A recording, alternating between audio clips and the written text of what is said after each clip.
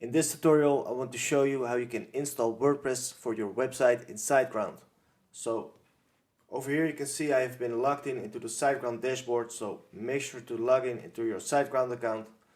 After you have done that, then go to the websites option over here in the menu, so click on websites.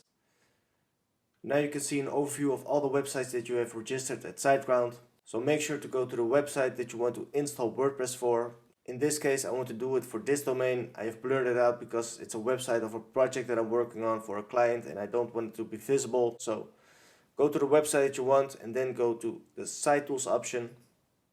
After the page has been loaded, you can see this screen. So what you need to do now is you have to go to the WordPress option over here in the left menu. So click on it, then go to the first option, which is Install and Manage. So click on it. Now you can see this screen will load up, and over here at Manage Installations, you can see there's nothing here yet. So let's say if I want to add WordPress, then I have two options. The first option is the regular WordPress option, which is suitable for a normal website or a blog. And besides that, you can also see the WordPress plus WooCommerce option. And this is suitable if you want to run an e-store or a web shop with WooCommerce. So it depends on what kind of website you want to make, if it's a web store or a regular website. So in this case, I'll just go for the normal WordPress option, but the steps are exactly the same, so it doesn't matter which one you choose. So click on the select button, then scroll down. Over here you can see the domain. You can change the language if you want to. By default it's set to English, but if you want you can also select another language, of course.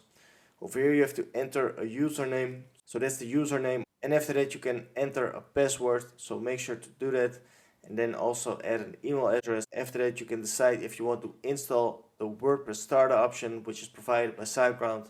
So it depends if you want it. I don't use it normally, so I'll deselect it and then just click on install, and then you will see WordPress will be loaded. And I will show you an example of a website which WordPress already has been installed for. So I'll go to the website learninglab.com site tools panel, and now if you go to the WordPress option, the install and manage option, you can see that it will be shown like this. And if you want to log in into the WordPress dashboard, then you can click on this icon, and if you hover over it you can see login to admin panel, so then you can click on that and then a new window will open up, and then you will be logged in into your WordPress dashboard. So that's how you can install WordPress for your website at SiteGround. I hope you found this video helpful. If that's the case, like the video and subscribe to the channel. I would very much appreciate it. Also hit the notification bell if you want to stay up to date on new videos that will be uploaded. And with that being said, thanks for watching, and I'll see you back again in the next video.